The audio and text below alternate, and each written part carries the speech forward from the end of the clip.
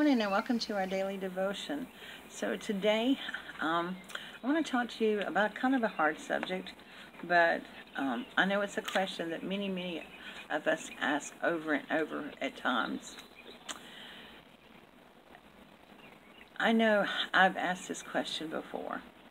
Why do good people die and the people that cause them to die walk away?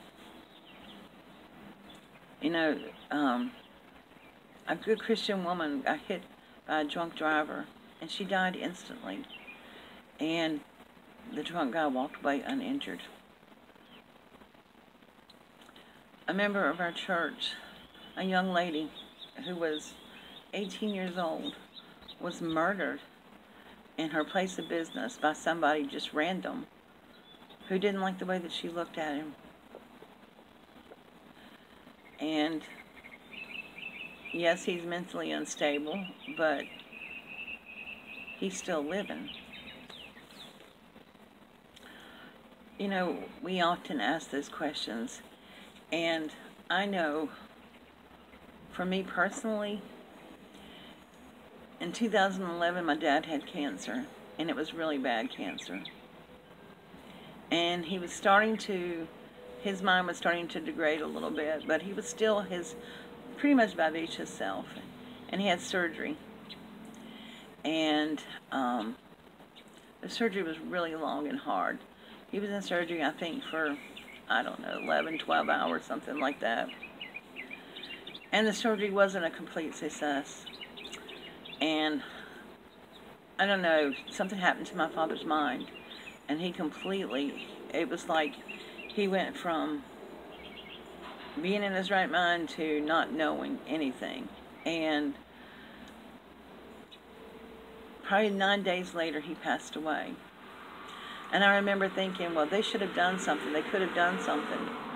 But at the same time, because they thought maybe it was post-operative dementia, and they were kind of waiting for his mind to clear up, but it never did. And so they didn't continue on with the treatments. And I remember thinking, you know, well, this is not fair. They should have just went on and we would have dealt with his mind later.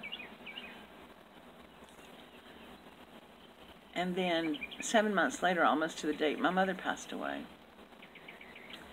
And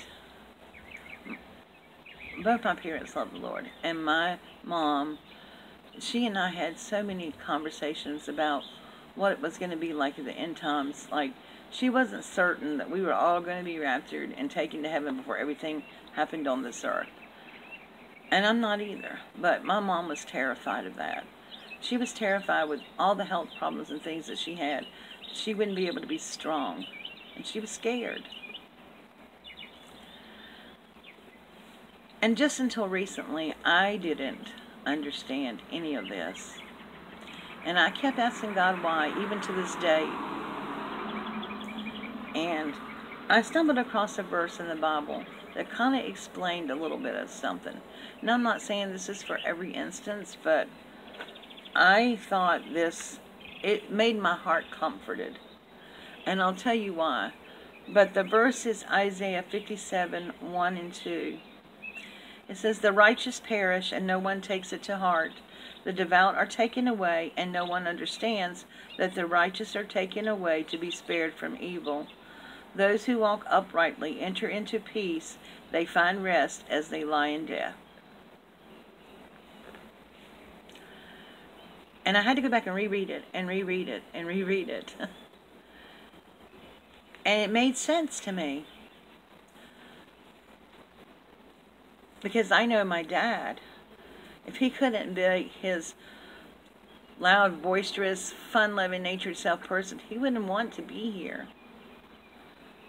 And if they would have kept on with the treatments and stuff, he would have gone through agony. And there's no telling what things that would have happened with his mind. But he went home to be with the Lord. And now he's not in pain, and he's not suffering. God maybe took him home because he spared him from that. And I know my mom, with the conversations that we've had so many times, Like I said, she was terrified of what might be in the end. She didn't want to disappoint God. She didn't want to be put in a situation where she would have to choose life or death or anything. Now, I know my mom would have given her life willingly if it had been one for her kids or her grandchildren. Not a thought about it. But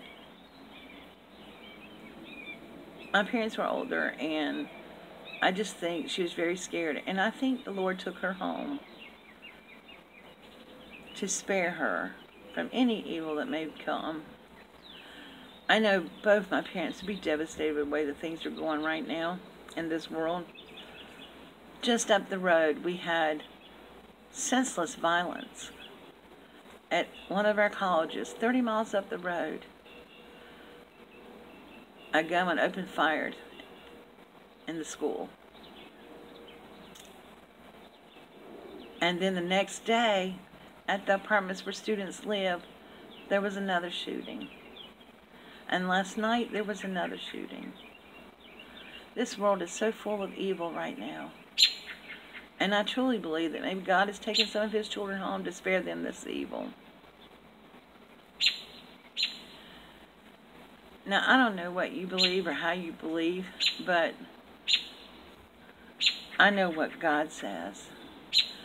And just knowing that my parents and this beautiful young lady, Carson, they're in heaven.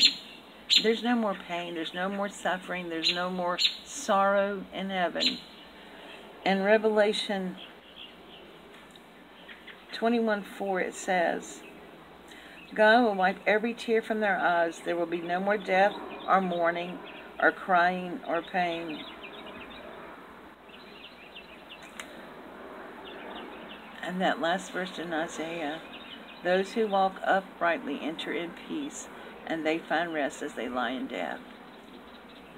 We may truly never understand, my friends, the reason why someone's taken from us here on earth. But I know that their life is spared from this evil that is still here. And I also know, if they know the Lord, they're lying at rest. They're in a beautiful place where no more tears are cried. There's no more pain. My father's mind is clear. My mother is in the light of the Lord, and they're happy. I know that Carson is singing with the angels.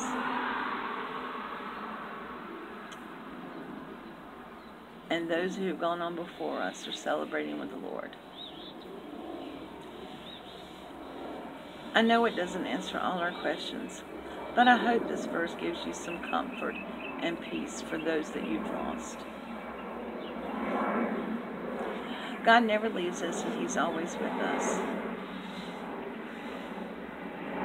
And I'm so glad that He led me to this verse, because it has eased my mind so much.